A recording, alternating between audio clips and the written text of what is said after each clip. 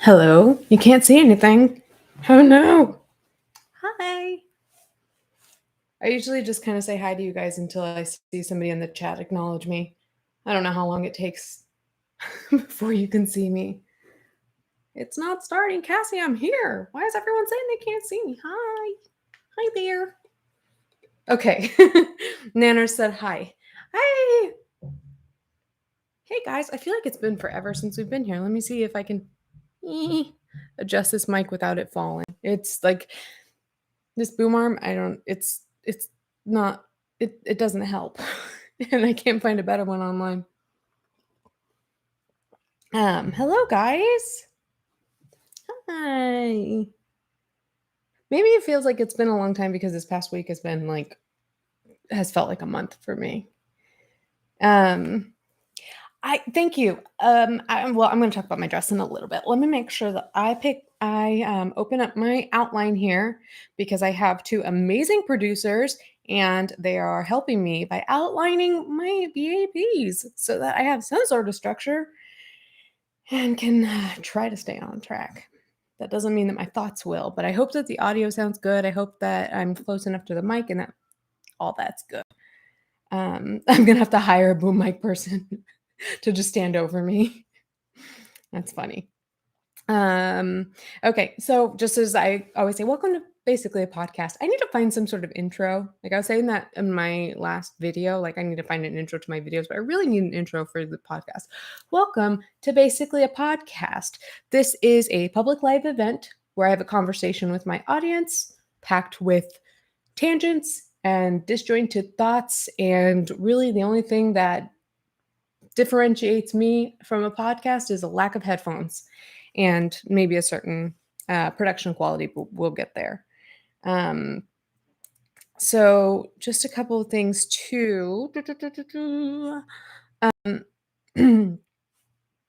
I'm sorry, I'm kind of looking at my notes. I was a little bit late because I was washing my cat's food bowls. So just some things to keep in mind. If you haven't noticed, I mentioned that we have two amazing producers, Leaf and Amber. They are awesome. Everybody who knows them agrees. But they are really helping me to get organized with this and really kind of come up with ideas and to make this a better experience for everyone all around. Before I get into all that, the chat is on subscriber mode. So if you're trying to chat and you're not a subscriber, that explains that you have to be a subscriber for 5+ minutes. But it looks like we have a pretty small room here today anyway. So only because we expect a certain CD type to join in our party, and we don't want that. So yeah, what's to come? So already I've talked about how, I've got two producers, we got more structure, blah, blah, blah. But a struggle because I do like this camera. For a webcam, that's what I'm using. It's amazing. It's got incredible quality. But I am going to be I've ordered a new laptop, so we're upgrading our equipment and going to be using essentially a computer where I can properly stream. So I'll be able to screen share with you guys so that if I'm talking about something that I'm looking at, I can actually show you. I don't know, maybe we'll get some music at the beginning and the end, stuff like that. But and also definitely planning on having a better camera so that we just have higher quality all around. So I'm really, really super looking forward to that. Let me see. So a couple of things to keep in mind because I keep saying because I have producers. I have producers. Have you heard? I have producers. We are now on all podcast streaming platforms. Yay. So in particular, we're encouraging people to follow on Spotify. If you listen to podcasts on Spotify, that's where a lot of people are listening. But of course, you can find us on Apple. I say Spotify, Apple Podcasts, and other platforms. I don't know what the other platforms are. Amber used to do all the broad beaning to all the podcast platforms. I never knew what those other platforms were. So yeah, so microphone, come on. It's getting a little bit rebellious here. Let's see. Something that I need to remember to do is to ask you. I did say to subscribe if you want to be able to chat, but if you wouldn't mind hitting the subscribe button if you haven't already, um, and if you haven't hit the like button, if you are at all happy to be here. If you're not, there are good things to be doing right now. It's okay. You don't have to watch me. So let's see. There is something that I wanted to say about this chat, but also I think a general rule I'm going to make going forward.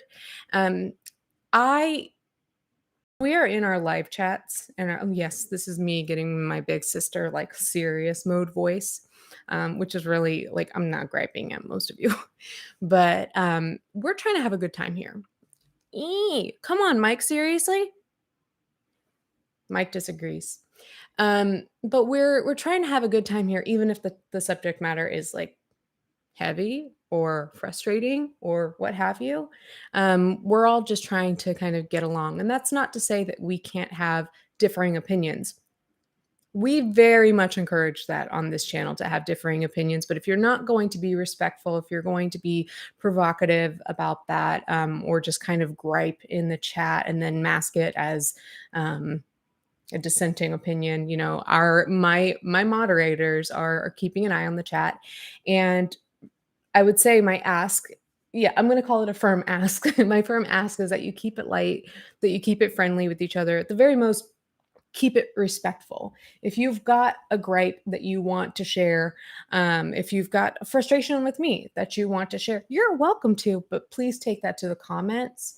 I was feeling really like this is my duty to allow people to say whatever they want to say in my chat. But the fact of the matter is, some people come into chats, not saying any of mine, but people in general enter chats, and sometimes their opinions can be a bit on the provocative side.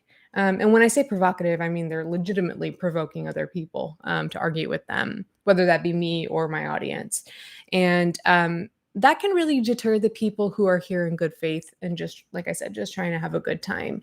And with all due respect to you guys, I realize that like this isn't a government. This is my home. So I do believe, with all the love in my heart, I do reserve the right to ask that you keep it Gucci, and take the negative comments down to the comments. And if you think that that's censorship and silencing, well, I'm in my house. So literally in my house, in my home. So just something to keep in mind, so that too, like when you voice your opinions, you're keeping it respectful. And if you so it is possible you will get accidentally like timed out or something. Don't, like, if you think like, wait, I didn't do anything wrong, like don't freak out, because sometimes when a lot of things are going on in the chat, and my moderators are working overtime it's possible they doubt. That happens. We're human beings. I'm not relying on a bot. So just have some patience, and especially as we're starting to make these changes and really get used to them. So I'm very impressed with the people who are helping me out. So thank you so much. Even though I myself am like a jumbled mess with all of this stuff, you guys somehow are able to keep me on track and have not as many issues as I used to have. Technical and staying on track and things like that. Let's talk about fashion. I'm not going to stand up just because I don't want to like accidentally bump into something. But if you're a fan of the dress that I'm wearing, for the audio listeners, I would check out my Instagram at Hello Leash. In fact, I would encourage anyone to go check out my Instagram at Hello Leash, and I'll explain to you why later, but that is pretty much the only social media where you'll find me right now. But I'm wearing a green dress. It's kind of short. It's above the knee, which you can't see on the podcast. It's kind of got a mock neck. What I love about it is that it's got like kind of a mix and match pattern going on. this makes me angry because I really should have saved this till I had screen sharing, but there is an Alice and Olivia dress. They're my favorite designer. There's an Alice and Olivia dress that I have a few of the dresses and skirts from Alice and Olivia as my wallpaper on my desktop, and that actually kind of prompted that idea I had to like start buying fabrics and get a new sewing machine and start making my own stuff. You guys saw that I made that big skirt that I also made a matching one for Moses. You can see that on my Instagram as well.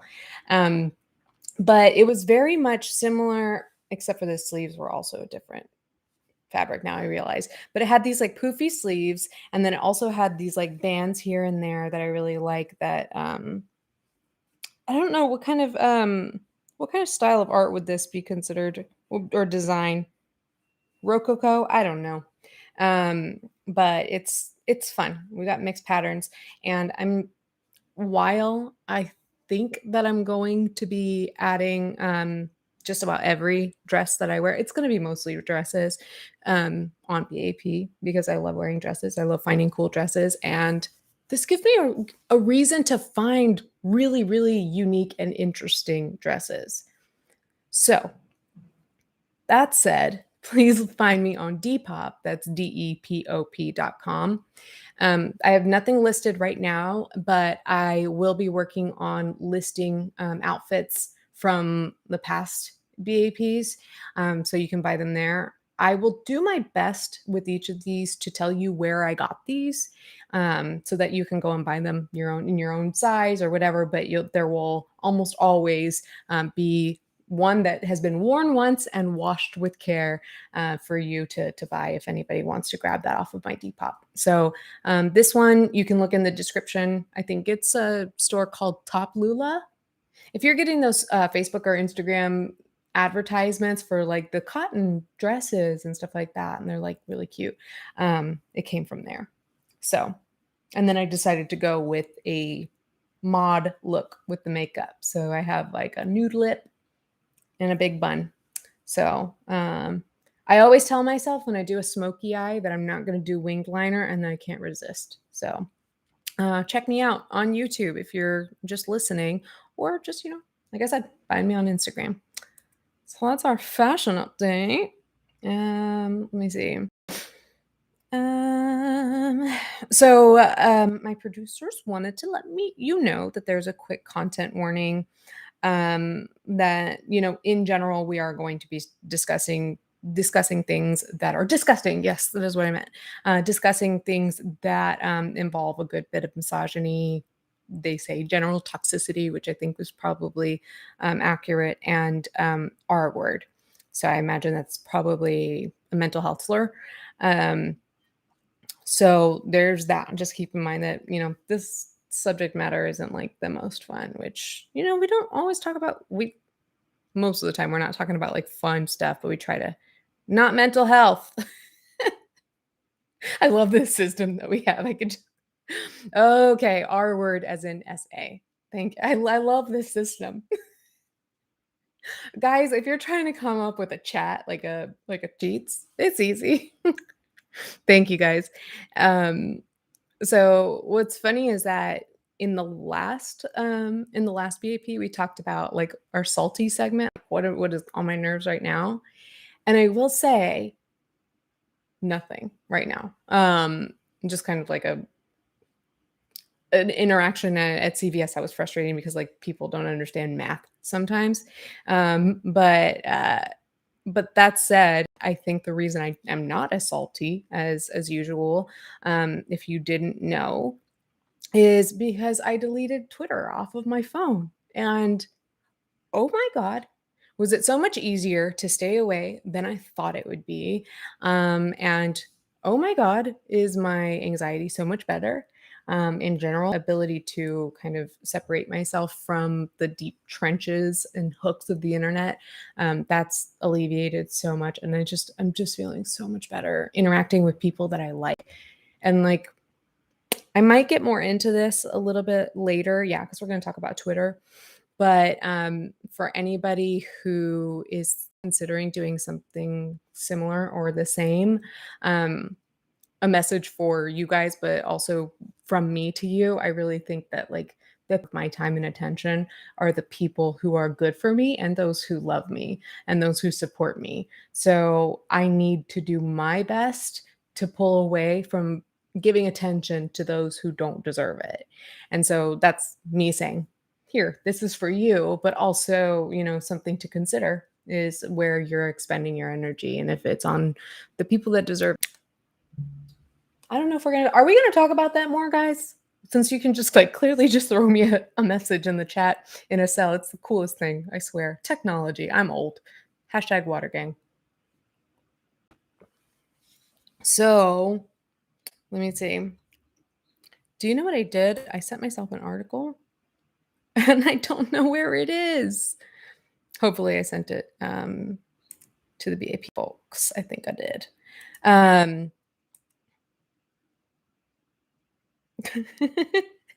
I'm sorry, I'm getting messages in the Google sheet. Hi, Alicia. LOL. It's Leaf. Hey, Leaf. I'm checking out my chat while you guys help me out in that cell there. Blue says they only use Twitter for work now. Yep, that's what I'm going to be doing. But it's going to be tough because I've deleted it off my phone. That really is the biggest thing for me right now in terms of like what's going on. I think most people would agree that Twitter is just a very toxic place. It's super toxic. It's a good place to go to kind of like keep conversations going and to be in the know with what's going on with different creators and different communities and just different people. But I don't know when it turned into such a disgusting place where people just are there to shout. You think that you're shouting into the void, right? It used to be before I had any following, I would go to Twitter to just express these like weirdo thoughts that I have, just like random things, like random things that I think in the shower that I think are funny that nobody will get. So it's like inside jokes with myself. Who cares, right? Because it's Twitter and I had no followers. So, and now I realize that even when I do that, like there was one time when I was quoting a skit from SNL that had Bobby Moynihan, Cecily Strong, and Bruno Mars. It was really good. It was called Haters. And I quoted it just out of nowhere, no context. And then I came back to my phone like an hour later with people like, Alicia, did you really mean this? What is this about? This is in bad taste because of this conversation going on. And I'm like, oh my God, guys, what did I do? What did I do? Hey, this is concerning. Were my own followers who cared, and they saw conversations going on Twitter that I wasn't privy to. And I want a place where I can still share those like cheesy, goofy, weirdo little random thoughts. And I think, why can't I just like, I don't utilize Insta stories enough, like, or ever. So I'm starting to post a couple stories here and there. So I'm thinking like, if you got something to say, you just want to get off your chest for no damn reason, like, hey, this is my Wu-Tang name, or this is my list of mom songs that I'm listening to on Spotify, or I miss Amberin and Girlman's podcast. I miss Amberin and like that we did the podcast. I still talk to her every day. But yeah, I'm utilizing stories more. And it's just Instagram is like, you don't need me to tell you this. This is just me speaking the obvious. But Instagram is just a much better platform in terms of who you're surrounding yourself with, because you don't have all these large conversations going on. So the thing with Twitter is not just that it gets so angry. Maybe it got so angry because the format isn't great. It's too huge of a forum, and your visibility, I think, is just way too great, to be honest.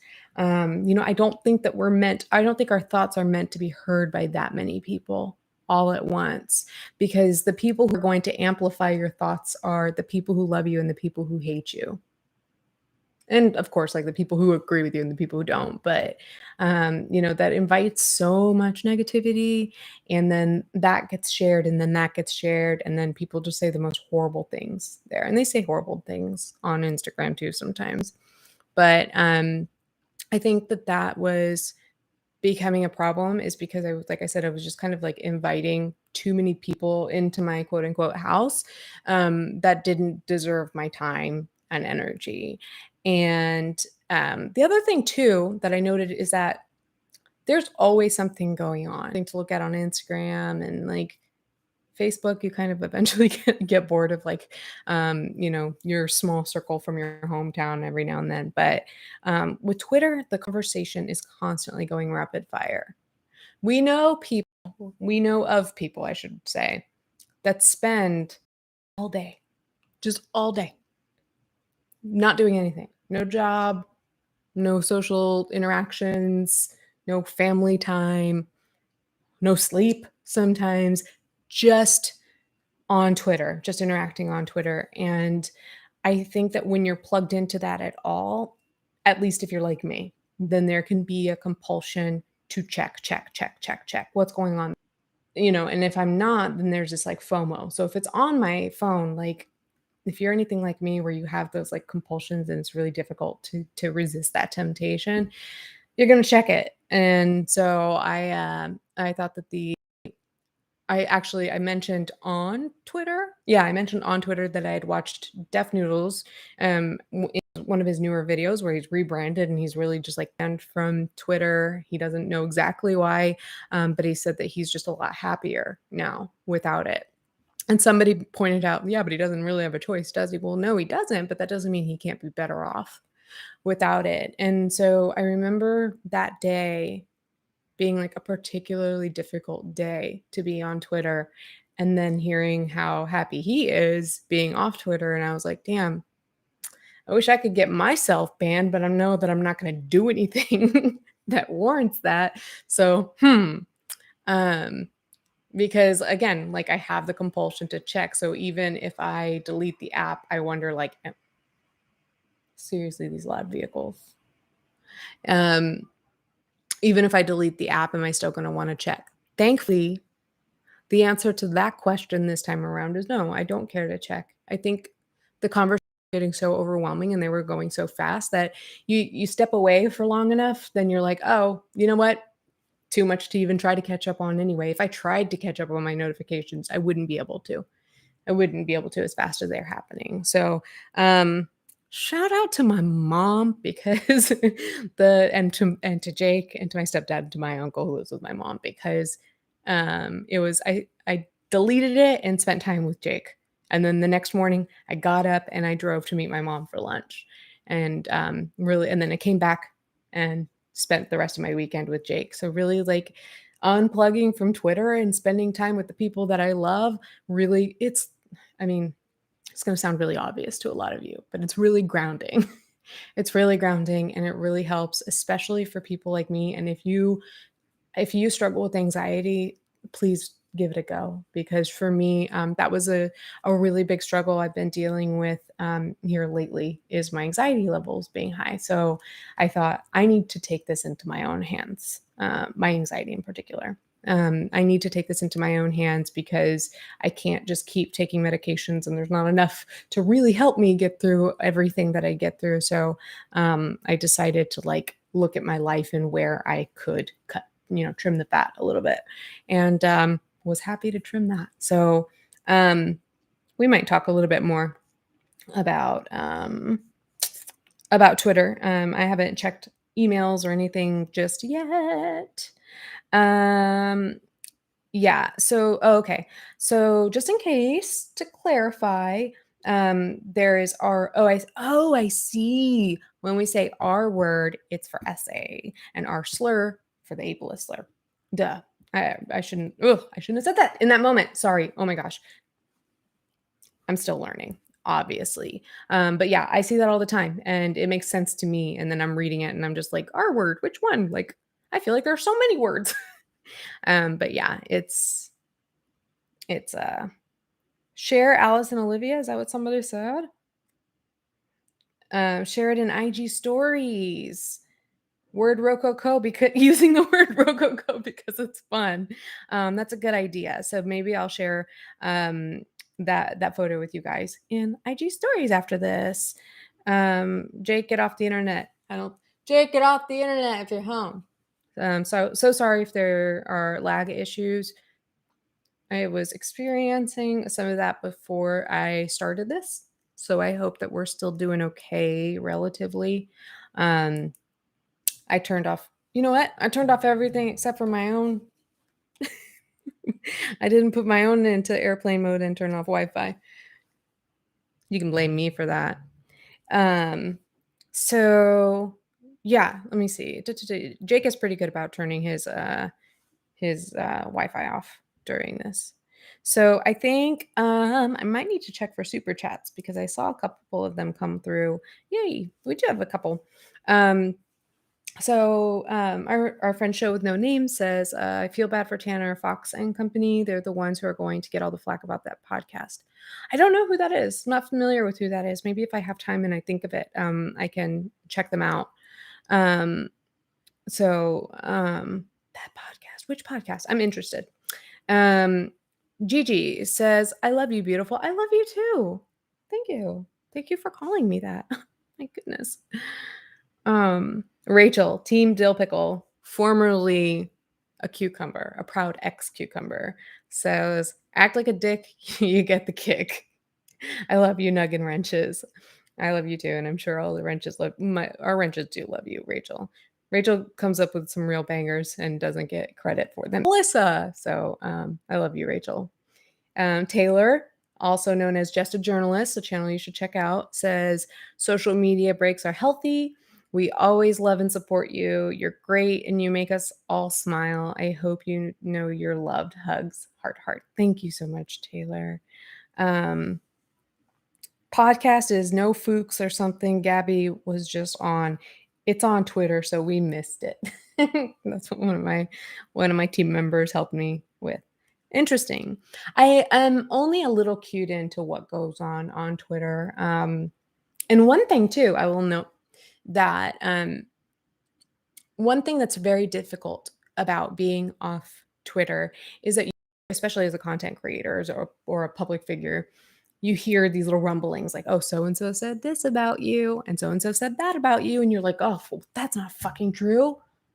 I gotta say something. Like, I gotta defend myself, and then like it's frustrating for like 3 minutes, and then I move on with my life, and also realizing that if if somebody's willing to lie about me, they're probably not willing to have their opinion changed about me either. So it's really kind of fruitless. So if I might have to water gang because I accidentally swallowed down the wrong pipe. One sec. But I figure if there's enough, if some piece of misinformation is spread and it's something that is glaring enough that I need to address it, you guys will let me know.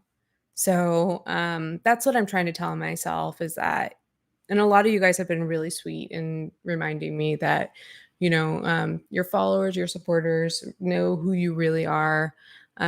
Or here, I'll put a spin on this. Haters, you know who I really am. You know how I really am. So it will either refute or confirm whatever, notions put out there about me. If there's something important, it will be amplified. And there have been certain things before, whether it be misinformation I need to clarify or something that I said in a stupid way that I should apologize for, some criticism that I need to pay attention to, like things like that you guys bring to my attention. And on that note, if it is really important piece of criticism, I'm going to hear it from enough of you guys. But those of you who do offer it to me, I welcome it. I might disagree with you, but there's an email about what we're talking about. Okay. Are you guys talking to each other in these cells? Okay. So, they want me to tell our joke. Tell the joke, but I'm also going to like later qualify this. We were talking in our production chat. We were saying to talk about our other topic for today that is not Twitter, incels. Which, if you didn't know, if you're a dinosaur, boomer, old person like me who just learned about this word probably this year, incel is a truncation of the term involuntarily celibate. So if you don't No, I think that term is thrown around to describe a certain type of person, but they're um, generally from the research I've done, heterosexual men who kind of tend to spew a lot of hate at all, like everyone, but particularly attractive women. I did see a very sad article, I guess, about Elliot Rogers or something like that. Maybe he was like the guy who like represented it was very sad. I'm not going to talk about it. It's all kinds of triggering. This guy really took on this he wrote this whole manifesto, and it was because he was rejected by so many beautiful women in his life and didn't feel like he could get the attention of them, and that the attention from these women were going to the men that he perceived as being more powerful, more attractive, having like lighter hair. I think it's like blonde hair. Um, and yeah, just like the alphas. And so I think, if I'm not mistaken, you guys know this better than me though. Um, it it seems to me that that's where kind of the term Chad Slayer, maybe that's what I sound old to you guys right now. I sound like that's just trying to understand the internet. But yeah, the we were chatting and we were talking about what Ansel and Edgelord in a commentary bro walk into the bar and the hostess says, "Table for one." That was my punchline. We all had a different punchline. Um, but we were having a good time laughing about that because I was talking about the different terms that are like related to the term incel. I know that there is I don't know, but I was told that there's a broader term that is used called nice guys, but that doesn't always mean incel. Maybe you guys can clarify for me in the chat. But it's kind of like um really that being used as a term to describe a certain kind of guy online, especially on Twitter, I would say. Um, yeah, and we're gonna talk about some of them. So, nice guys tend to act nice to try and date a girl, then turn to jerks when rejected. Is that what that means? Hmm, interesting. Um, let's see. I do have an app, and I'm like, what is the deal? Because I was teaching Jake what this term meant, and so I was looking up some information on it, and I saw this visual again. I don't know if we can share the article. It's a Vox article. If you want to search Vox, Incel, Chad, Stacy, Becky. So there's a graphic that I'll share with you somewhere. But yeah, there's a graphic that describes two type of women. It looks like here, and one's called the Becky, and one's called the Stacy. And I think the Stacy is really what was kind of described when this whole movement. I don't. Is it a movement? Community? I don't know. When all this shit started, I think they were really describing that, but it looks like we've broadened our horizons to hate all kinds of different people. So the Becky is described as having loose, baggy clothing to hide small tits and flat ass. Content warning, this is like misogynistic as hell. So just letting you know. Thinks guys like the natural look, which is funny because, okay, we'll get there. Goes to school to work on her meme career. Minimum wage job at Starbucks. Nerdy bun. Hello. Um, for our listeners, I've got a big fat bun on top of my head right now. Has a few beta orbiters. $5 backpack. Wants to fuck Chad. Needs to wear super tight yoga pants to get a few looks. And then there's the Stacy, who is basically the Becky's, counterpart. Big tits and ass show fertility. Ugh. Stop. Don't make me read it. Makeup on point. $2,000 Gucci bag. Fucks Chad. Has countless orbiters and numerous Chads blowing up her phone. Sexy, majestic, long blonde hair. Naturally curvy body gives men instant, can we call them tents? Tents in their pants. Um, never works a day in her life, lives in luxury. So that describes the Becky and the Stacy. There's another article too, or another graphic too, that describes these two people. So the Becky is a feminist. She's needy, needs to be the dominant one in the relationship. Average 6 out of 10. Will likely dye hair green, pink, or blue after attending college. This person also misspelled dye. I just want to point that out when, in these contexts. Friends are white knights that defend her stupid opinions online. She posts provocative pictures because she needs attention. But the Stacy hates basic bitches like Becky. Always had attention, enjoys alone time. Lets Chad dominate her. Ugh, I hate that. 10 out of 10. Lushes, not luscious, lushes, lushes natural blonde hair. Cucks every man she ever knew when Chad shows up. Shows off body online because she knows she can make big money off virgin losers, which I think honestly that last term, virgin losers, is kind of interchangeable on the internet with that term incel. um but yeah, I find it funny because there are just like certain things that, like, I think these guys hate both of these people, but they're supposed to be like contrasting to each other, and yet it's like, as an example, the Becky posts provocative pictures because she needs attention.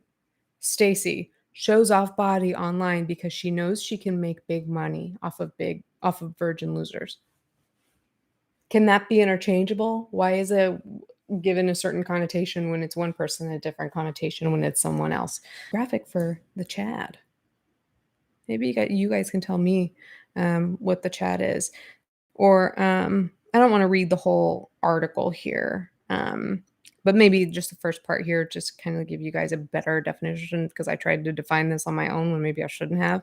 Incel, the online community of involuntary celibate men radicalized by their men, has existed on the internet for years, but it wasn't until Monday.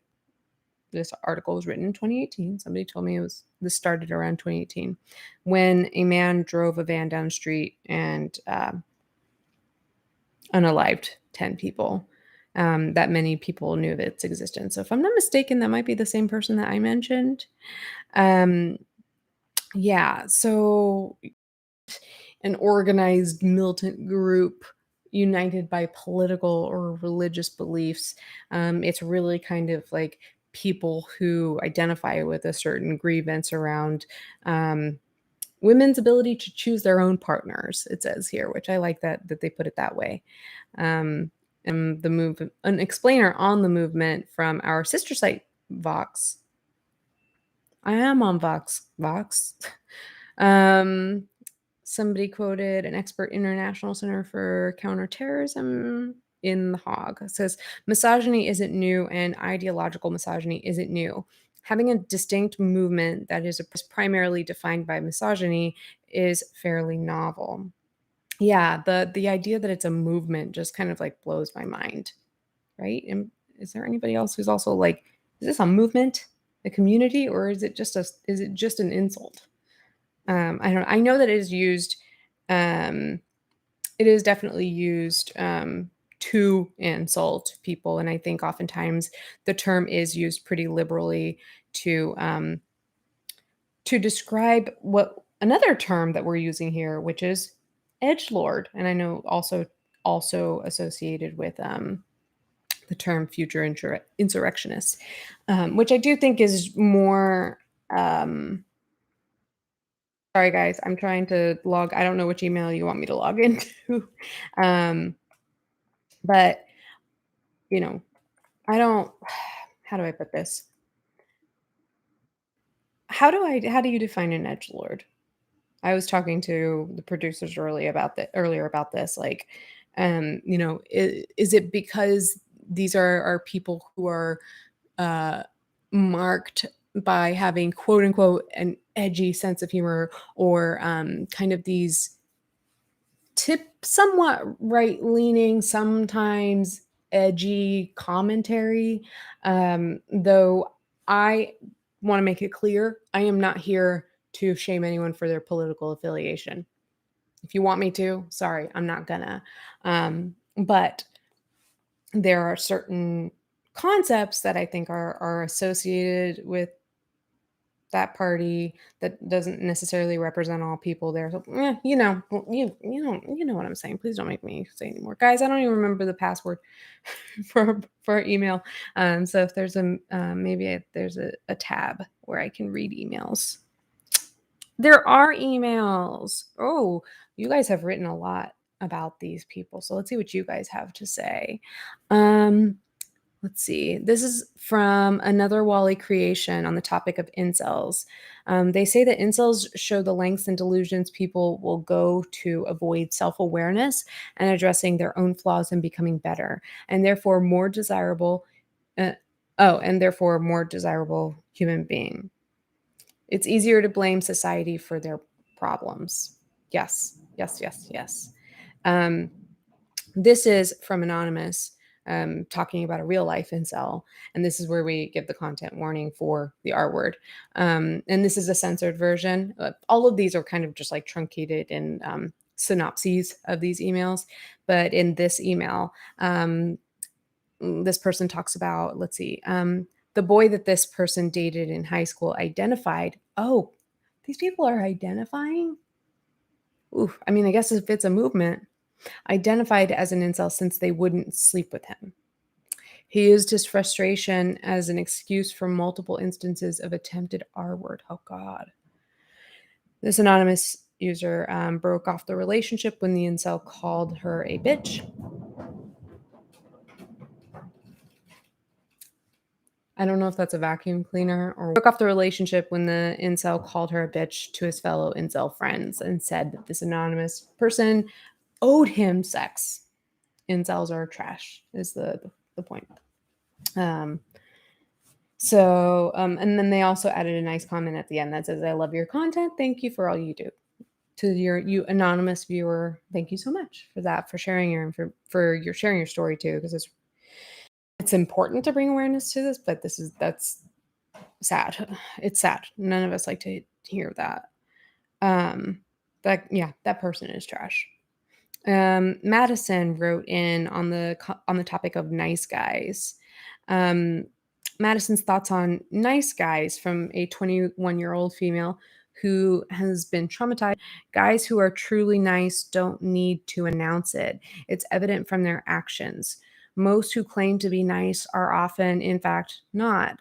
Sometimes it seems like they're just trying to convince themselves they're nice.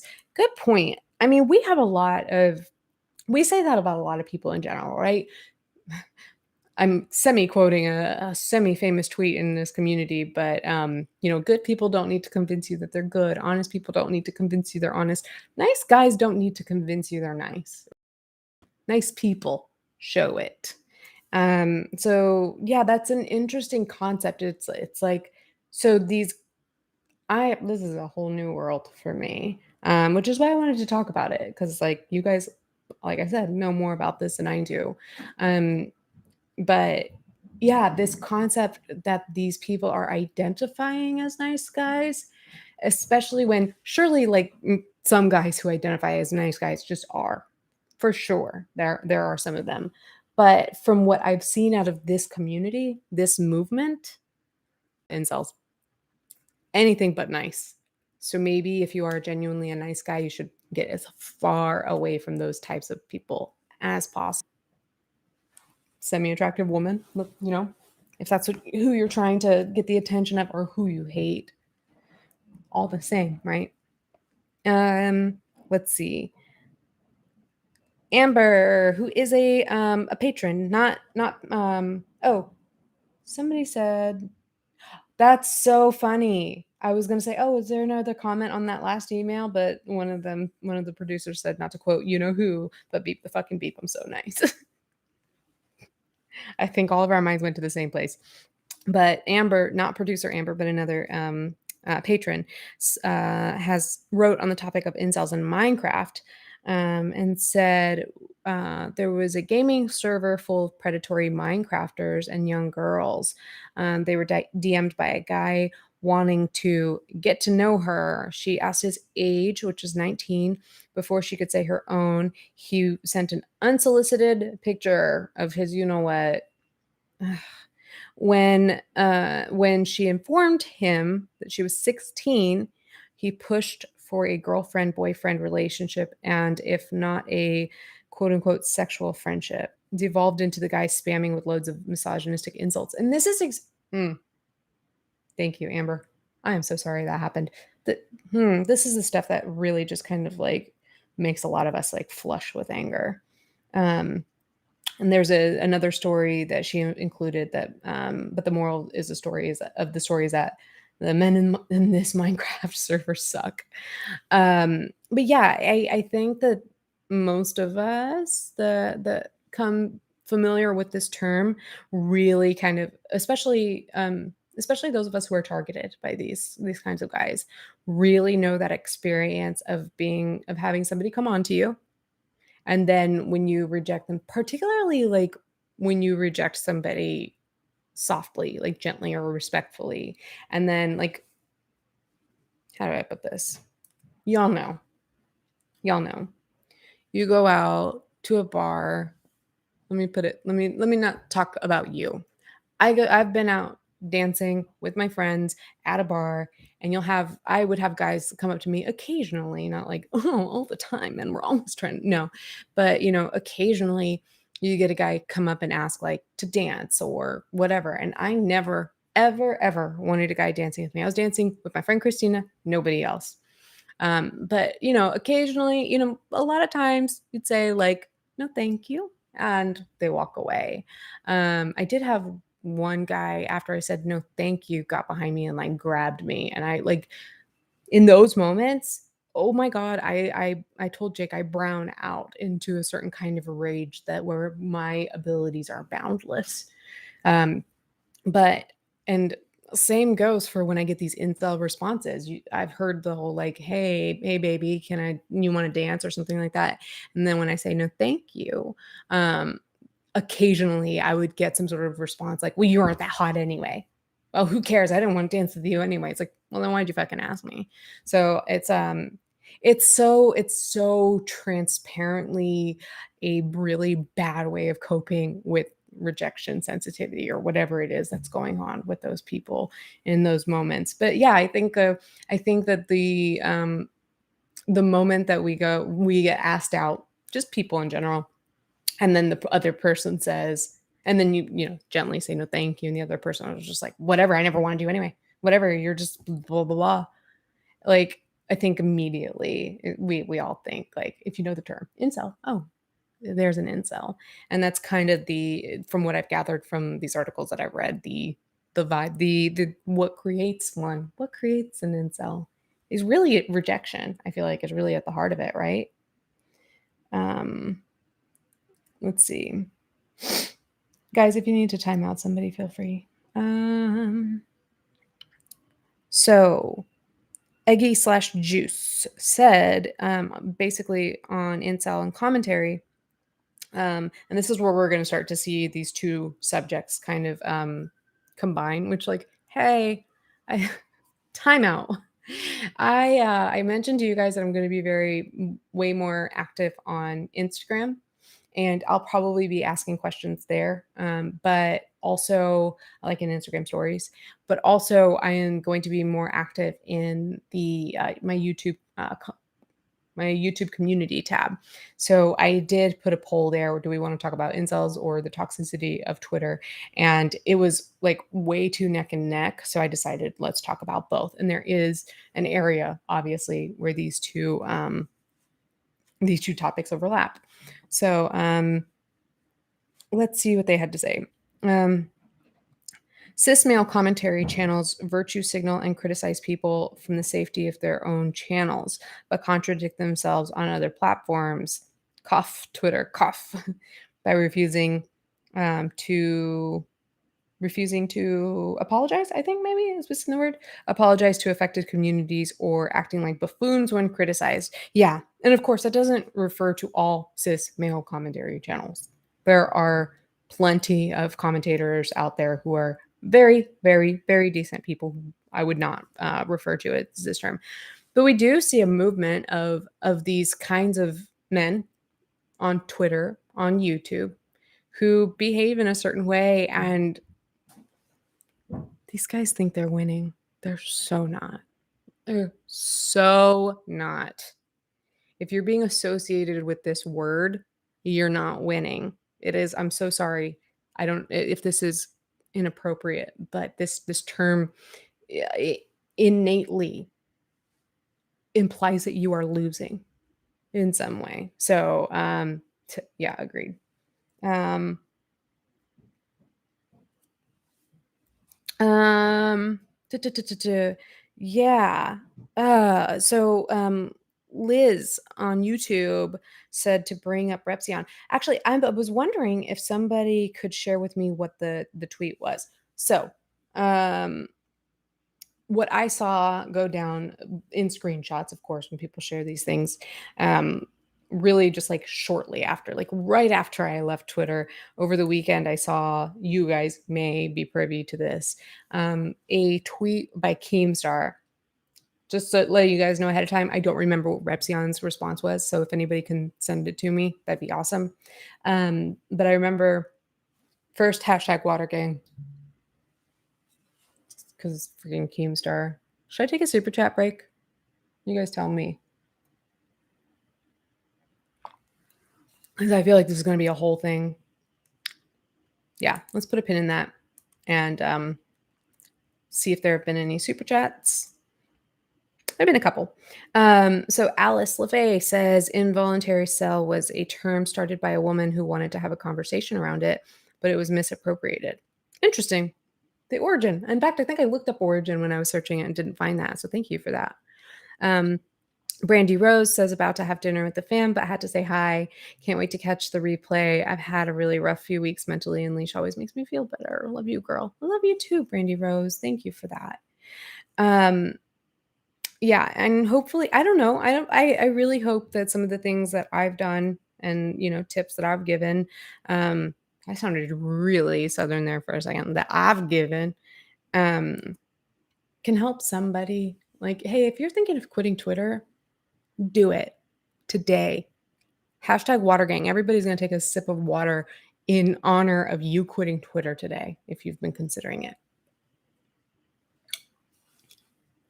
So, yeah, so document that I can see. So it starts with the Keemstar tweet, and if you didn't see it, it said something along the. Well, I think there's some backstory to know. If I'm not mistaken, Keemstar is. Oh no, are we lagging?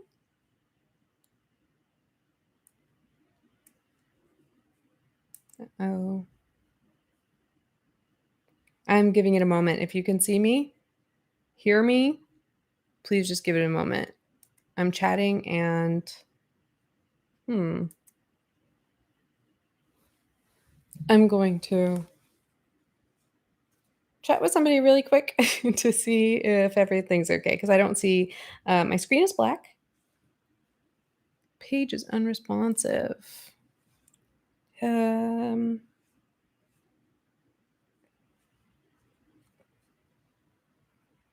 No, I don't want to lose you.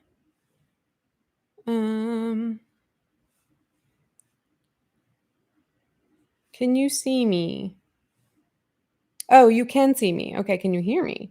I'm fine. Okay. So just so you guys know, I can't see any changes. Like, if you can see me, awesome. If you can hear me, awesome. It says we're very laggy. I'm so sorry. Let me make sure Jake has his sorry, babe. Have you turned off Wi-Fi? Okay. And meanwhile, Leaf says, Jake, get off the internet. I don't know that it's him. I was having, like I was saying, I was having trouble. I was even telling, I was telling some of my friends, I was like, I don't even know if I'm going to be able to do BAP today because internet. Like, can we talk about Comcast for a second? I hate you, Comcast. Oh, I can see some of the chat. Oh, so thank you, Amber, for sending me the tweet. So the backstory, I'm hoping that you guys can see me well enough. Um, but the okay. Thank you. Um Jake has turned off Wi-Fi, which bummer. Bummer because I would have liked for that to have been the reason for the problem. Um, I don't here I am just texting my boyfriend from the other room. Um, I can't I can't exit page and it won't let me select wait. Okay, here we go. Wait. So the if I'm not mistaken, Keemstar is his name Daniel Keem? It's something Keem, right? But he is 39, 40 years old. And he is apparently dating come on, YouTube Studio. He's as far as I know 39 or 40 years old and I believe dating a 20-year-old woman. Um young woman because that person is not even most people are not graduated from college at that age. That person in the United States cannot legally buy alcohol. That person is still developing her prefrontal cortex, which we talk a lot about on this channel. And apparently, people are expressing their disdain for his choice to be in that relationship. In fact, he quoted somebody who is somebody that I've interacted with, somebody I like. But that person said, quote, all the horny dude bros think it's rad, but the people with morals think it's gross. Yeah, no shit, homie. um, let me see if I can open up my own. Can I open up my own stream in another window, perhaps? You know, like watching myself? Make sure that I have my volume all the way down. All the way down, buddy. Yeah. So I'm live right now. So I'm just gonna go into my own stream and see if I can see that there. Um, that might be I found hacks. I got hacks, guys. Um, also we're monetized, so thank goodness, even though so I'm able to open up my own stream in another window. Yeah, I'm so laggy. Jeez. How are you guys even still here? Love you too, Taylor. That's making me mad. Hacker leash. You know, I still got some of my old tricks. Um, but yeah, here's Keemstar. So get ready to be really angry if you're not aware of what he said on Twitter. He said, as I've been ew. As I've been saying, not one attractive female has a issue. Oh my god, Keemstar. I'm gonna try to get through this sentence. As I've been saying, not one attractive female has a issue with my relationship. Only the ugly ones have a issue. I want to break this down a little bit. Oh, God, I love this. Fuck you, Repzion. Fuck you, Keemstar. And Repzion's response, just so you know, is that or they can't get with someone who is a provider. LOL. Well, first of all, you know, at 20 years old, I'm pretty sure that this young woman, the only people who should be providing for her are herself and maybe some help from family if she needs it. Does not need to be provided by some rich douchey YouTuber who is twice her age. No offense to that girl, like all the love to you. You're not going to see this. But to the people who are in that situation, obviously, like people like me don't see you as the person who's at fault here. It's not the relationship we have an issue with. It is the predator we have an issue with. So, one thing about this is I want to make something clear because these guys were quote tweeting you guys, some of my followers and supporters. And I first want to call something out. I'm sure somebody probably has at this point, but since I'm not on Twitter, I don't know. This is an original thought to me. So, This is 100% a manipulation tactic. That is one thing that I wanna just, like, get out there immediately. Keemstar saying, "Only ugly people have an issue," or "Only ugly girls have an issue with my relationship," is a manipulation tactic because then now if you express any disdain for him or his relationship, then you are kind of in his way, self-admitting or identifying or outing yourself as an unattractive girl. So, I think that's just his way of controlling the narrative. 100%, right? Because that's what happens. You say something, you're an ugly girl. You're not an attractive woman. So, there's one side of it. Then, the thing that I immediately thought when I saw this was like, Hmm. He reminds me in this quote, in this tweet, he reminds me of, please somebody remind me of the name of the guy. It's something Nick. I know that the good commentary guys, the commentary guys we love. Okay, we want to talk about cis hetero white men that are worth watching that do commentary. Um, Drew Gooden, Danny Gonzalez, Curtis Connor. I will stand by those guys. Until I find something that I shouldn't stand by. But they're worth your while. But they've talked about, I think it was Drew and Danny did a video about that guy, something very like interesting facial hair, like it's like cut in a funny way. And I'm waiting to see uh, if anybody remembers the guy's name. The Holy Trio, somebody said. Um, but yeah, this guy, he's like, oh, he's so gross. He tries to show off all these things that show how rich he is, but the funny thing is that um he's like clearly in his videos driving around in just like a regular truck that's got like John Deere stickers and stuff on the window, which like no, there's no shame in that, but like that's typically just like your everyday person kind of car. And I think he comes up with some excuse for why he's not driving a Porsche or something like that. But Hard Rock Nick, thank you, Alice. Yeah, he's a character. Look him up if you haven't heard of him. Oh, a few of you have said Hard Rock Nick. Thank you. Show with no name and anybody else who mentioned. But yeah, and as well as producer Amber. So if you haven't watched, I think it was on Drew Gooden's channel. It's Drew or Danny. One of them, maybe it was Danny. I don't know. To watch all of their videos. Honestly, if you haven't been watching Drew, Danny, and Curtis, you're set for content for a while. And while you're at it, Bailey Sarian and Nick DeRamio. Those five creators, if everybody else quit YouTube, I'm sorry to all you guys who do YouTube, but if everybody else quit YouTube, I think I would be okay with those five. But he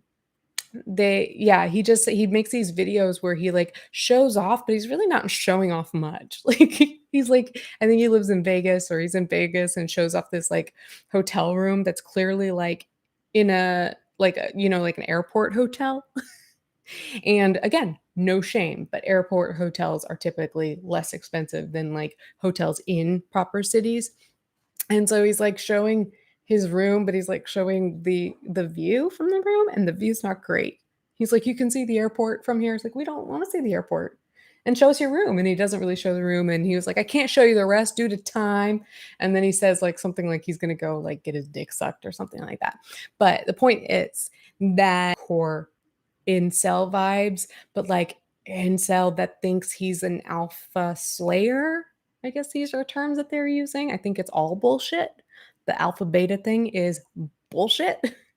Um, we love people of varying amounts of masculinity or none at all, but you might like a lot or you might like not like none at all. I like a certain amount, but to classify people as alphas or betas, I just like it's so stupid. I'm gonna say yes to this. Oh, some another moderator handled. Okay, so what what show with no name just said is this is where I get my de-est my. I can't. Cassie is talking after that, but yeah, tugged on one by one, and they were laughing about that. So he's disgusting. He's just a disgusting trash human. Now I do. Oh, I don't say human person. I don't say that. I don't just it's just not my thing. But I believe that I'm trying to figure out like to what extent is this incel a character? because he's got to be a character to some degree. Because again, kind of like what we were talking about edgelords, this whole shock component of your character obviously is going to garner views. And then, those views translate to money, blah, blah, blah. So I'm sure to some extent, like, I'm not sure, but I would guess that to some extent, this is who he is. And I think that something is being amplified for that character, I think. So what's funny is that in his like diatribes to all these incel men, he's like, guys, if you can't get with a woman, and paraphrasing here, I've been taught to point out when I'm paraphrasing. Um, if you're being rejected by women and you've got this, it's because they can't handle a man that's got things, got his shit straight, who like who's desirable, who's got a job and blah blah blah. And Danny and Drew pointed out, they were like, women don't desire men who are desirable. Like what? Huh? That makes no sense. And that is exactly what Keem is saying. So he's saying not one attractive female has an issue with his relationship. So hey Keem, oh, I wish you could see this, Keem. Keem, you just told the world that no attractive women give a fuck about what your relationship status is. What does that say? If you're giving so much power to attractive women, apparently they're not interested in you or your relationship status, and you just told us that. So that's not the flex you thought it was. So that's that. Yeah, and then Repzion, that or they can't get with someone who is a provider. What the fuck does that mean? I mean, obviously, like, it's not okay, but like, what? What are you even saying, Repzion? Like, I don't like him. I don't like him. I don't like him. I unsubbed. As soon as I saw that. Ambryn was the one who showed me, and she's liked his content. She was the one who told me about his content, actually, and I've liked his videos to an extent, but just about every single video I've watched of his, he has said something where I'm like, I don't think that's okay. And it just seems to me that these guys, a lot of these guys, how do I classify them? A lot of these guys think they're a lot smarter than they are. I'll say that much. Oh, here I got some more of Repzion's responses. Ugh. Twitter is skull and crossbones. I can go a full week of laughing and looking at memes to being reminded of how stupid folks are on this app. Yes, Repzion, including you. That's why I left.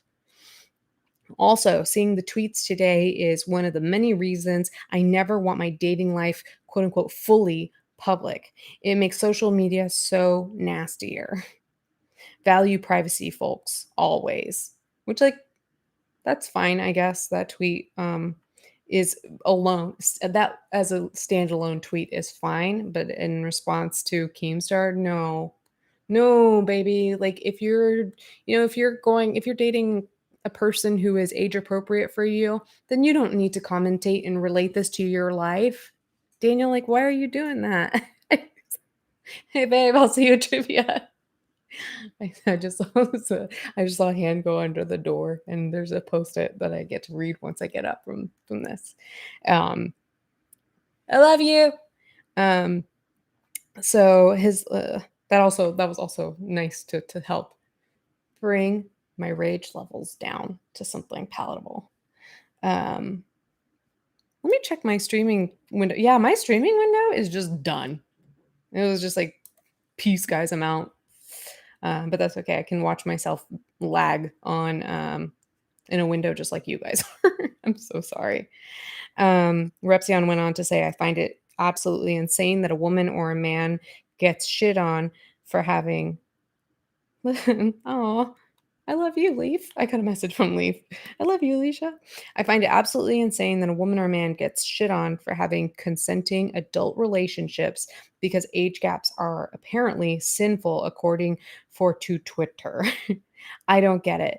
Bitch up Pierce Brosnan for being a happily married for 20 years and their age gap too. Here's the thing, Repzion and people like you, don't think that I didn't clock what you did right there. Repzion, if you didn't know, was formerly, I don't know if what denomination he was, but he is very openly, formerly very like a churchy Christian, and I think is atheist now. I see what you did there. You used the word sinful because you wanted to associate this like age gap thing to a term that most of us don't appreciate, we don't like. Even those of us, you tried to do, you tried to associate this thing that Keem is doing and other men like him is doing with that word. So that, again, manipulation tactic, I'm calling it. And I don't typically say that about people, but I genuinely think that's what's happening, whether it's conscious or not, that's what's happening. And it's just interesting because to call it sinful, I believe in many like super religious societies. So yeah, definitely not something that I would try to associate with your religious affiliation these days. Um, yeah, not a good idea. And well, let me finish. Let me get through this before we talk about this a little bit more. So, it's all out there. So I want to send some love to Bree. Bree is somebody who's supported me and subscribed to me and just been very friendly with me for as long as I can remember. So I love you, Bree. Thank you. And I'm so sorry that these men treated you like trash when in fact they're the ones who are trash. So Bree said, "This isn't the hot take." This is in response to Keemstar. "This isn't the hot take you think it is, dude. This comes across super misogynistic, and I really didn't think you would say something like that." Or maybe that is that's in response to Repzion. Sorry. "This isn't the This comes across super misogynistic, and I really didn't think you would say something like that. The main issue is the inherent power dynamic to start, but especially with an age gap like that." And Repzion says, "You're telling me a 20-year-old cannot consent to another adult? Why do you take agency away from women?" Pause for dramatic effect. "Power dynamics are applicable when someone is being used to get something they want with fame. Not a hot take. I don't care about legal adults if they're consenting." Yeah, that's another, I found another manipulation tactic in there. So in at least two of Repzion's tweets and that one original tweet by Keemstar, I see it. Like again, I don't use that word often. And I also, when I do use it, I tell you guys, I don't use this word often. It's not something I typically call in people. I'm not quick to be like, "You're lying, you're manipulating, you're twisting." But um, him saying, "Why do you take agency away from women?" So now he's taking this to be some sort of feminist take? Fuck you. Fuck you. Fuck you. That was my horribly sung song for you, Repzion. Um, and let's talk about why, even though we don't need to, because you guys all understand. Now, I want to be clear. There are some people in my audience who are in relationships or married and have been in a happy, respectful relationship, and there is some sort of, sizable difference in age. I am not shaming any of my viewers for being in a relationship. Particularly, I have a lot of female viewers. If you are with a man who is considerably older, and you make your own decisions. My issue is with people like Keemstar, people like Repzion, especially. Ugh, he's so disgusting now. I used to just think he was kind of annoying. Now he's just disgusting to me. You guys know this, but because I've said it a million times, and you guys know this even without me saying it a million times. But let's talk about the prefrontal cortex really quick. Your brain as an adult is not fully developed, and everybody thinks there's a magic age, 25, right? Hashtag water gang. I need it. I'm angry. I need a drink. Viewers, that was a joke about water. Um, so one thing that I think we need to get a little bit more nuanced about is recognizing that there's not one magic age that you turn 25 and then all of a sudden you get a prefrontal cortex for your birthday. It's not like that. So for people assigned female at birth, typically their prefrontal cortex fully develops a little bit earlier than those assigned male at birth. So the AFABs, they, from what I understand, I'm not a mental health professional. I want to make that clear. This is stuff that I've learned in therapy because I've told my therapist I want to learn about the brain. So, what I was taught and what I've learned is that, those brains develop at typically finish developing late 20s, early 30s. So, I think it's like somewhere around like 28 to 32 ish, something like that. Sometimes as young as 25. That's when it really starts to, I think, form. And for those assigned male at birth, it's more towards their mid to late 30s.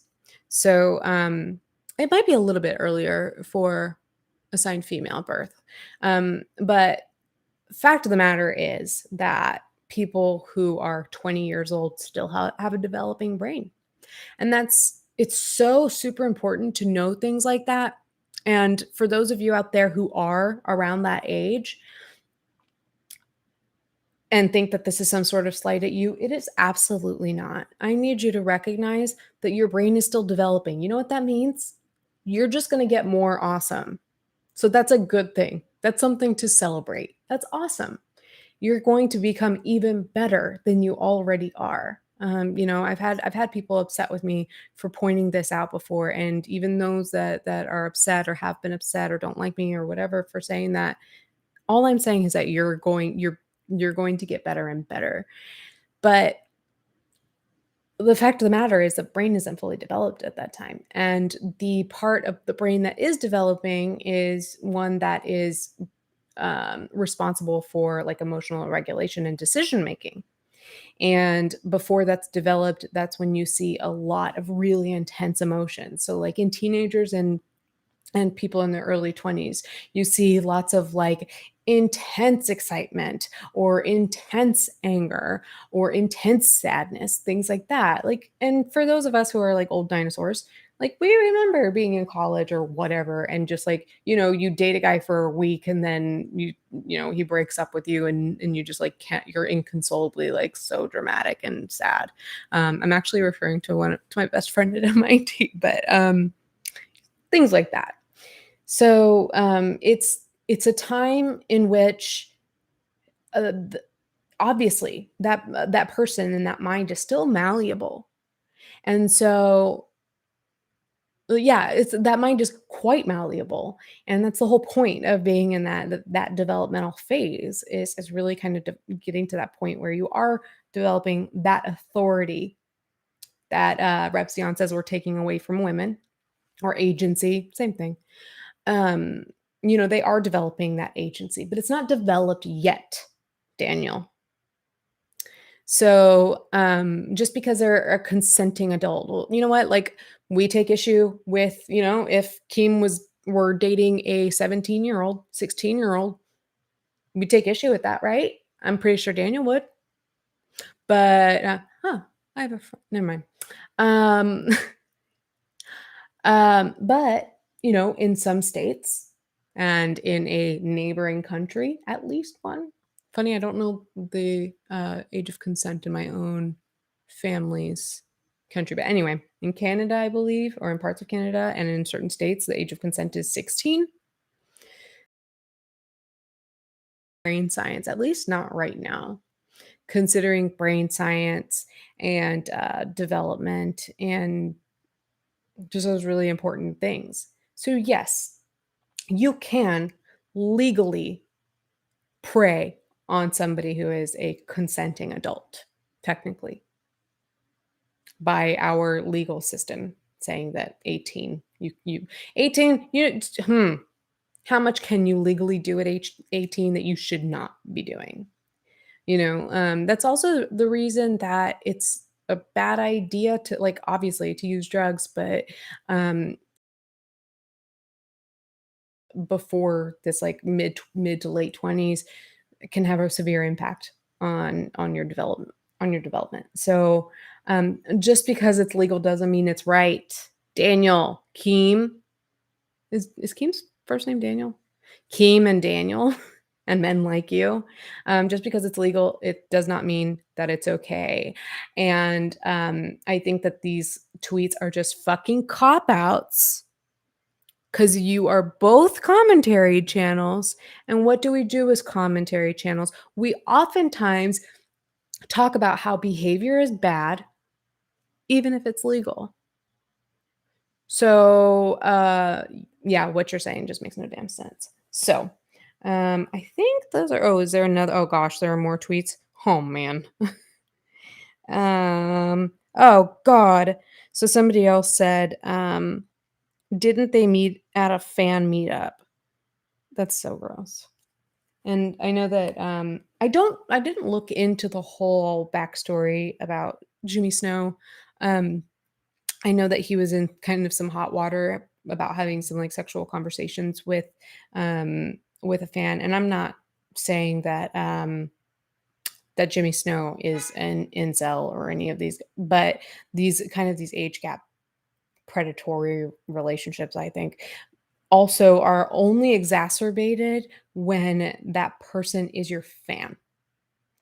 Um, like again, you guys don't need me to tell you this, but let's just go ahead and say it. When you are a public figure, you have a certain amount of power. That is why we are called influencers because you have power. Me speaking these words to you is going to impact what you think. And so, particularly when you have fans. When you have fans, everything you say or do means something different than if that person were just a regular, everyday person with no platform. And so inherently an abuse of power when you're talking about age gaps. Also, when you're talking about men and women, just kind of like there's like a physical stature thing. So like that's something to keep in mind just in any type of power imbalance discussion. But particularly here we're talking about age. So you've got 40 years of lived experience. So that comes with a certain amount of power. And as much as I don't want to say this, Keem's brain is as developed as it's going to be. That's what I'll say. Um, and that is a certain power over this young woman whose brain is not fully developed. Then you're talking about the power imbalance that exists between a person with a platform and then a person who does not. So, um, so I know that, these people want to argue that like there's nothing wrong with this morally, blah blah blah.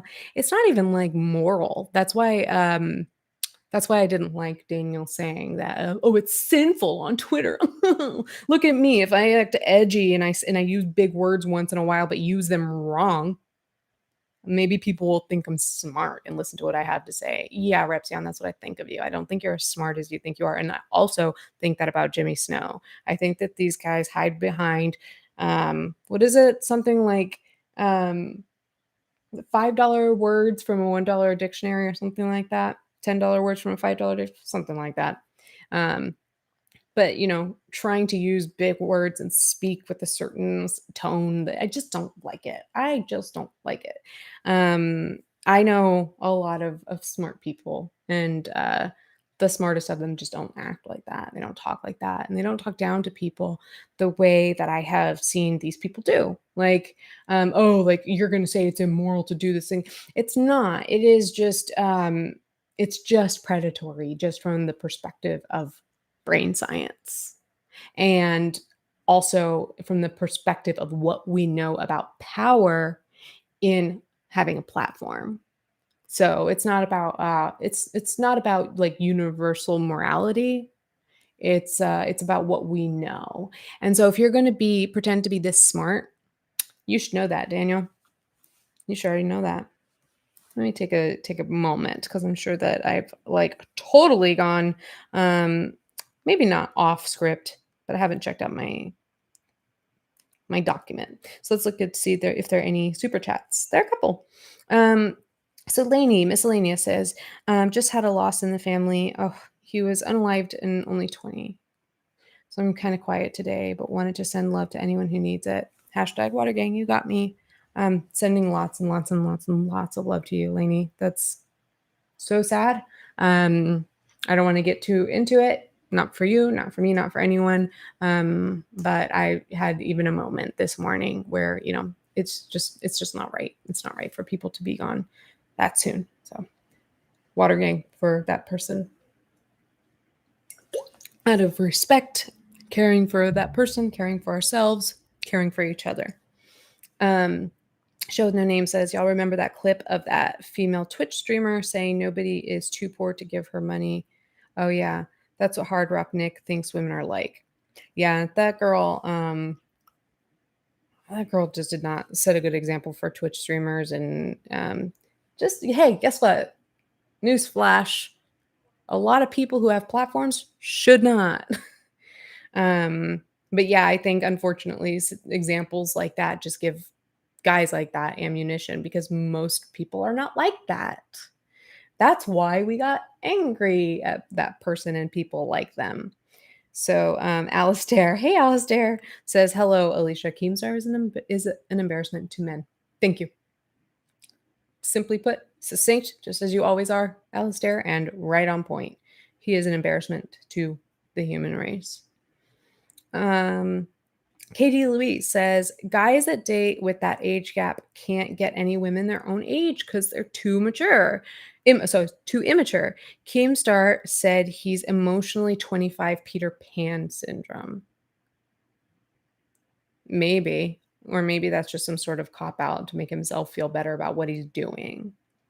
And if you are a young person and you're talking to somebody who's older and you're wondering if you're in one of these situations, look out. Oh, first of all, Amber and I mentioned Girlman's podcast. The Girlman's podcast has its own channel, and we have, I think, something like 17, 18 episodes or something like that, that are posted. And the first like six, or no, within the first six or so episodes, there were several that were on the topic of MAPS, which means minor attracted person.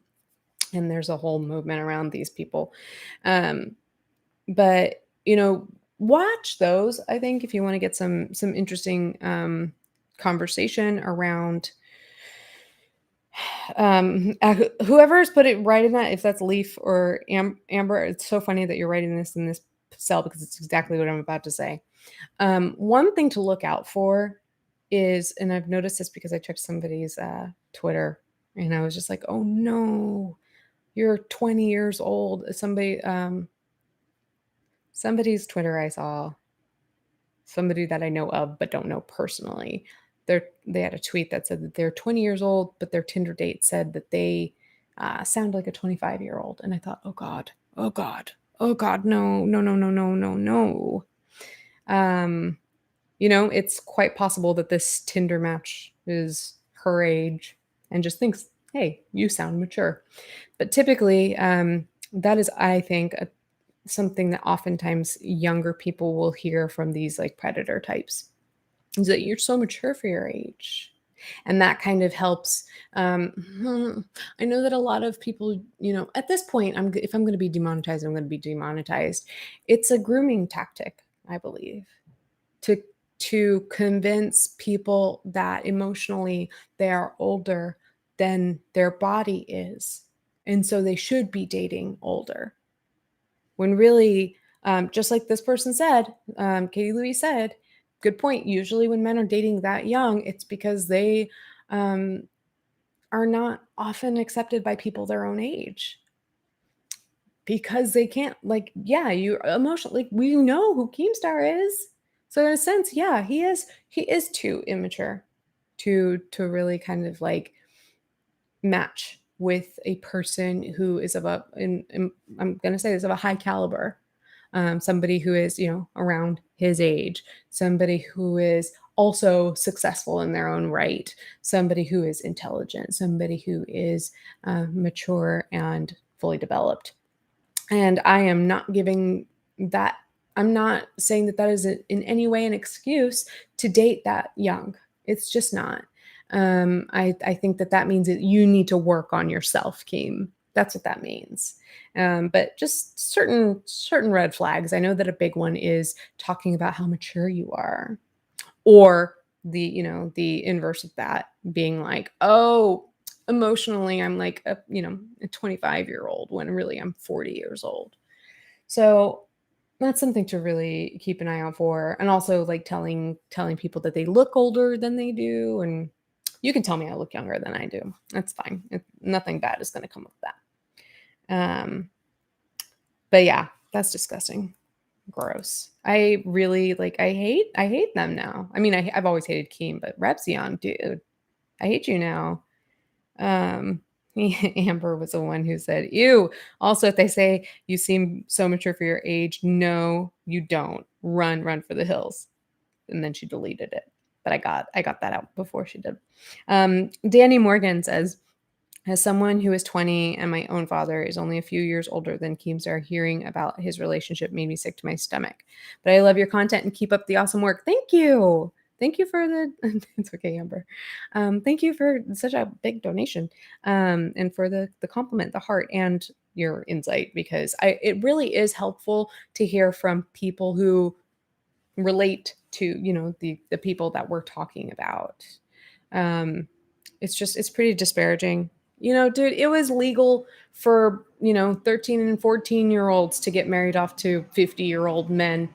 Not, do you hear that? That might actually be an aircraft. Um, Not that crazy long ago was that legal. And like, does that mean it's okay? Look back at history and look at all of the things that were legal and ask yourself, was that okay? No, obviously our sense of, let's as Daniel put it, our sense of morality, our which has been which develops and evolves as we become more socially aware, as well as we become more educated on matters of the brain, emotional development, brain science, etc., those things. The more we learn about those things, the more informed we become, the more we are able to recognize when these behaviors are unhealthy. The thing is, the law is not keeping up with those of us who are socially aware and educated in those areas. The law does not keep up with that. So, Daniel, coming from an actual smart person, that's the reason.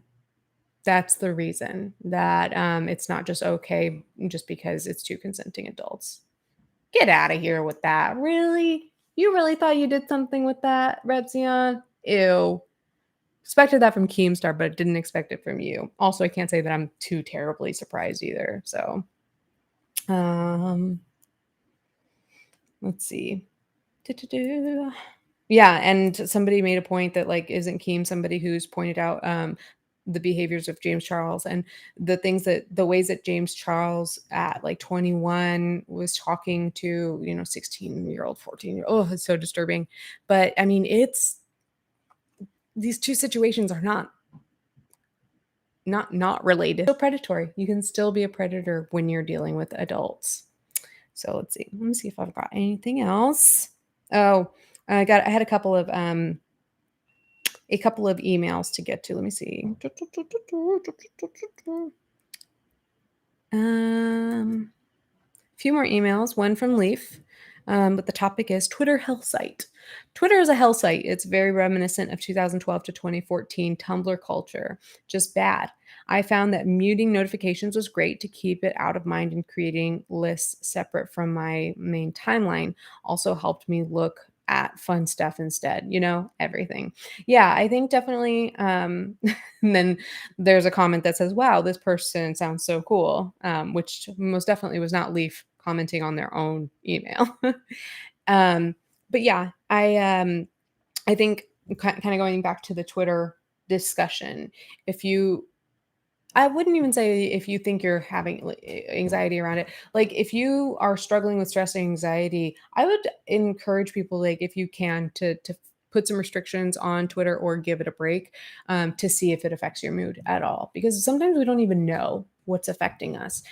So for me, it was deleting the app. For some people, it's deleting their entire profile. For some people, it is like Leaf did, like turning off notifications. What I did for a while was I muted anyone who wasn't following me. So there are all these different ways. There's also the option to be private.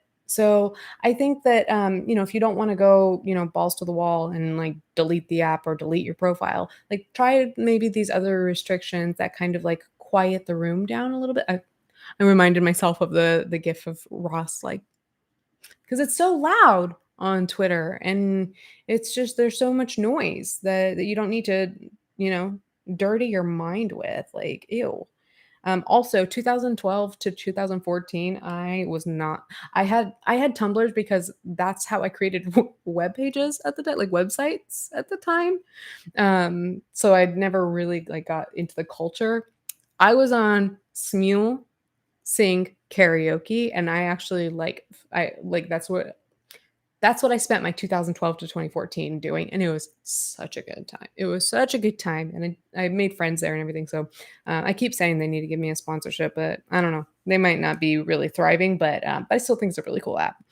Um, Also, another Wally creation talking about Twitter says Twitter is a never-ending echo chamber of people literally being fed their own views, but people's views seem to change on a dime depending on who's involved.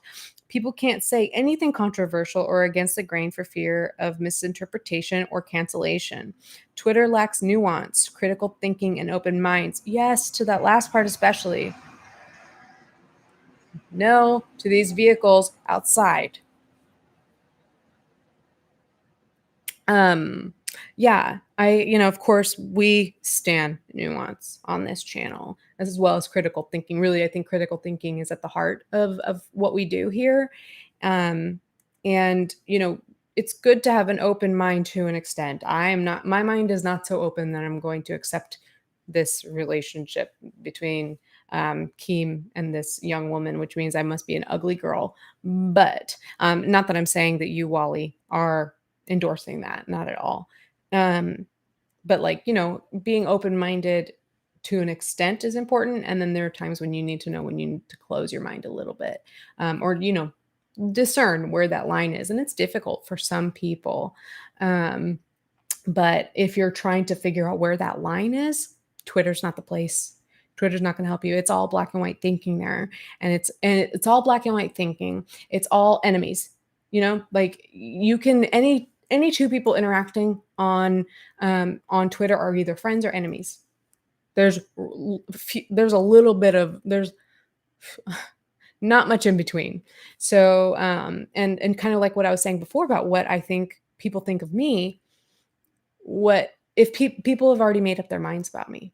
If they're expressing an opinion about me, they've made up their minds, and that's not going to change with an explanation. That's not going to even, what, example.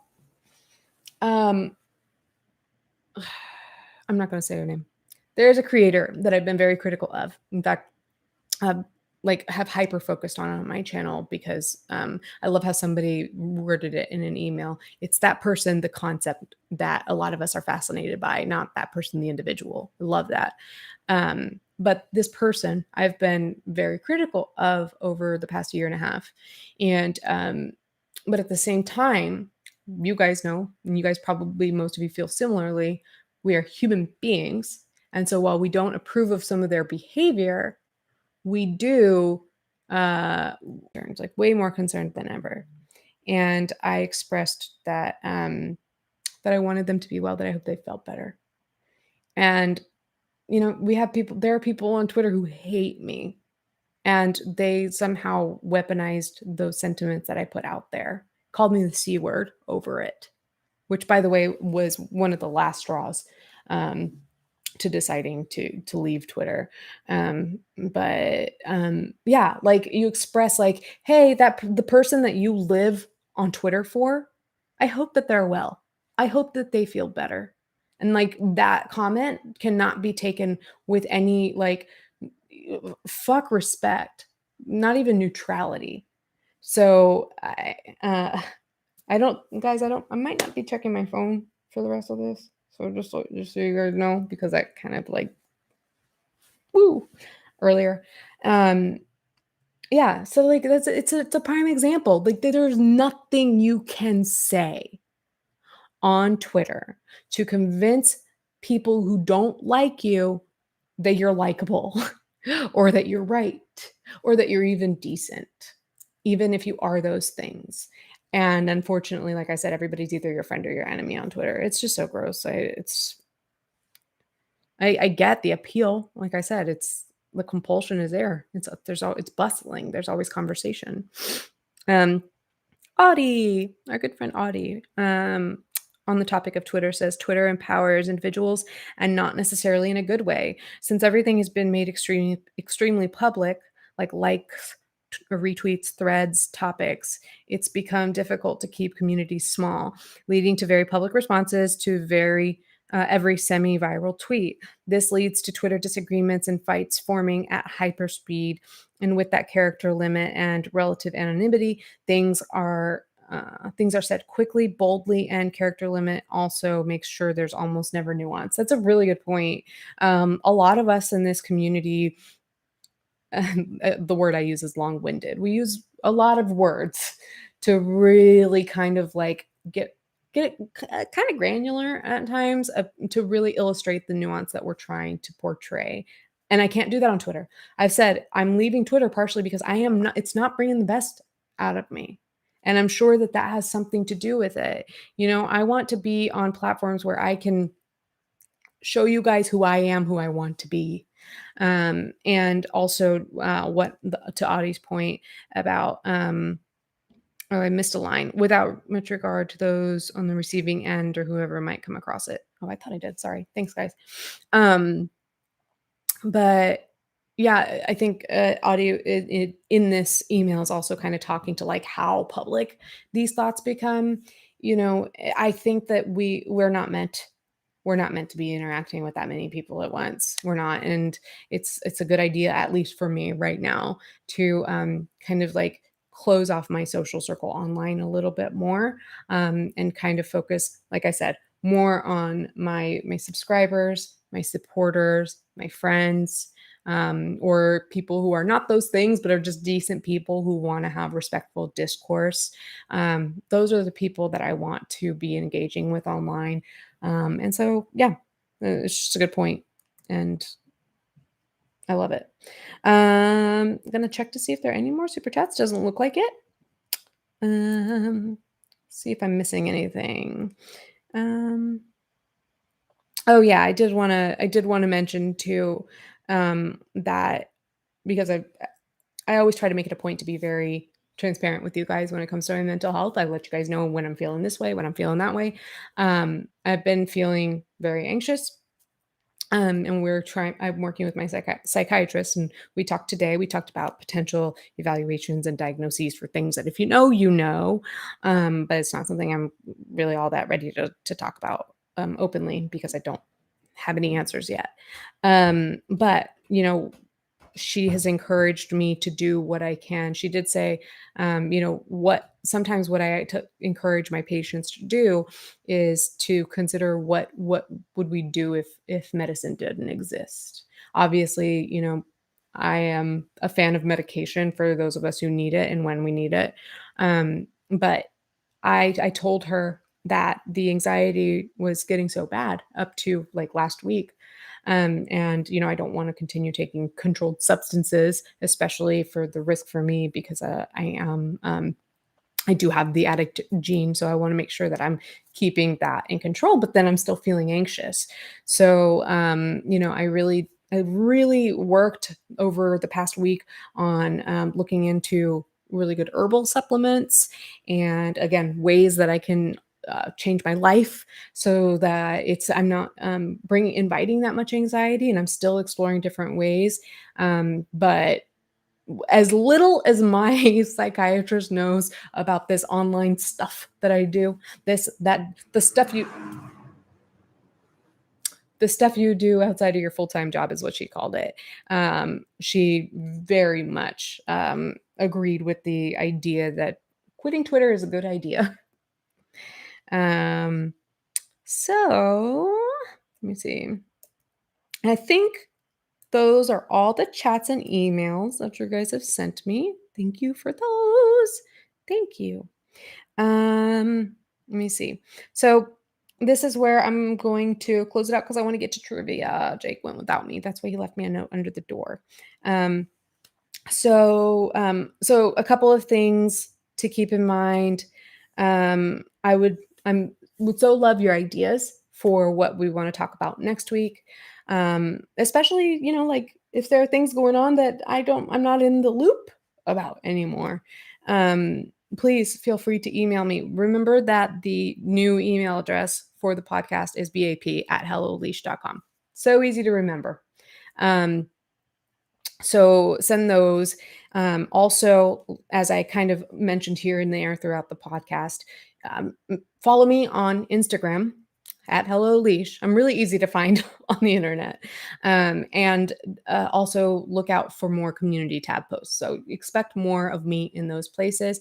And I really think that interacting in the community tab is just smarter. I mean, there's a much wider audience there, and that better reflects my audience because it is literally my audience. So I do want to make more utility out of the community tab and interact with you guys there. I get so nervous when I post because I'm so used to like other social media, and also I get so used to like mean comments that I'll post something to the community tab and I'll like brace myself, and then I go there to check on the comments, and usually they're really nice. So thank you guys for those of you who make me feel nice. It's nice. It's nice to have people kind of in my corner here and there. I don't always need it. Sometimes I need to be called out, but I've been taking in a lot of that lately, and now I'm ready to just kind of lighten things up for a little bit. So anyway, I don't want to ramble about that. But yes, a reminder, we're on different platforms, so make sure that you look for Hello Leash on whatever podcast platform you might stream on, and follow me there if you want if you want to listen. But Also, something I'm not really good at remembering, please like the video if you don't mind, especially if you hung out for this long for the conversation. If you wouldn't mind liking the video, commenting if there's anything that you still want to talk about that we don't have time to chat about. And if you haven't subscribed to the channel, please do so. So there is one more super chat. I see. um, it's not showing up in the spreadsheet, guys. Can you maybe copy and paste? But I see that the overall message is a super chat from Alistair saying that that's the exact quote. Your mental health, because Alistair is so succinct, something I wish I could be. Your mental health is most important, Alicia. Thank you so much for that. Thank you. We all need to be reminded of that. We all need to be reminded of that. Your mental health is paramount. Your health is paramount. Look out for that first. Social interactions, especially those that piss you off, like throw it to the wolves. Incels and the bullshit that they bring to the internet, throw that to the wolves. You need to look out for you first. So thank you guys for encouraging that in me. And I hope, and I'm going to hashtag water gang one more time. Do for health, to health. And I'm going to go do trivia now. I have no idea how I'm going to end this stream because my streaming window is just like not functioning. But I'm going to end this somehow. So I love you guys very much. Like and subscribe. Find me on Instagram, different platforms.